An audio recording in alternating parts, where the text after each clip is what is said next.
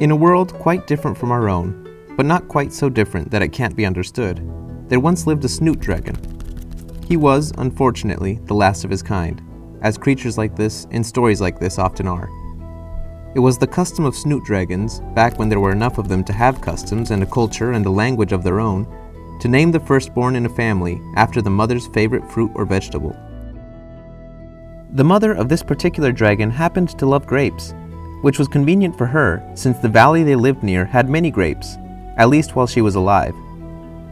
Grape, as his mother named him, didn't actually enjoy the food he was named after, but he had his own personal custom that he would practice in memory of his mother.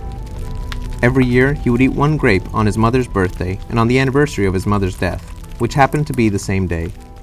This meant he only ate one grape each year. That day was always bittersweet, much like the grapes from the valley, because he would remember the celebrations he had had with his mother on her many different birthdays. But he would also remember seeing her die on that particularly tragic birthday so many years ago.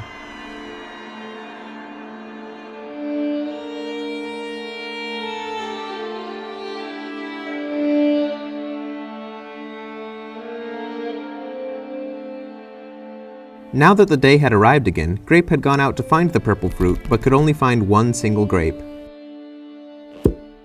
They had not been growing as much in the valley since he had not been tending to the crops for years and had only been eating the things that he found. Yet he hadn't expected there to be no grapes at all left.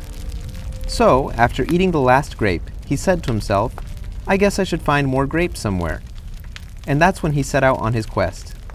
Although he never used that word himself, he wasn't a very dramatic snoot dragon. He just called it his search for some grapes. He passed through the eyeweed oasis. He went over the snowy mountain where the gold flakes were mined. Finally, he met a scrumptious who said he could help. After Grape told him the situation, the scrumptious said, "I have a few grapes here with me. I'll give them to you, and you could easily plant the seeds and have many of them by next year. But please, will you help me with something? Branches have fallen in front of my hovel, and I can't get back in. Can you burn them to unblock my doorway?" Grape obliged and turned the branches to ash.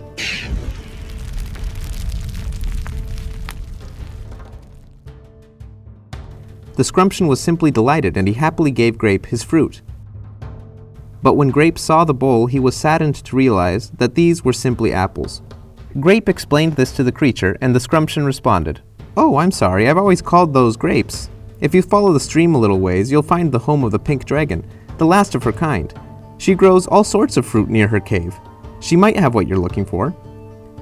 Grape thanked the scrumptious and still accepted the apples as he was hungry, and then he went on his way.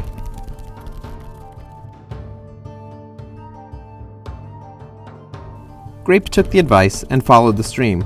After a short time, he ran into Essentra, the pink dragon, the last of her kind. Now, she wasn't pink because she was a girl. She was pink because all pink dragons were pink, but she just happened to be the last one and happened to be a girl. After listening to Grape's story, Essentra told him she did indeed have many grapes, and he was welcome to them. But it started to rain, and she invited him into her cave.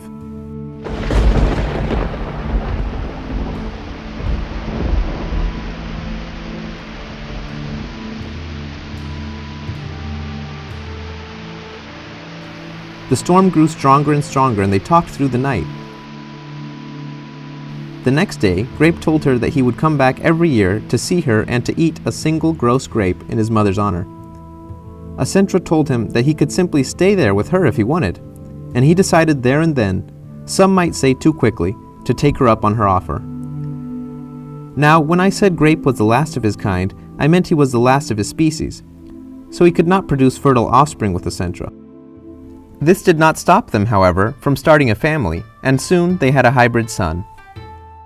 Now, if you're worried about the ethics of interspecies relationships, just know that this world is indeed different from our own, and it has simply never been an issue for the inhabitants there. When their son was born, Grape told Essentra that he would very much like to name their boy after her favorite fruit or vegetable. So they named the child Watermelon, which worked out great. Grape was happier than he had been in quite a long time, and that was quite happy indeed.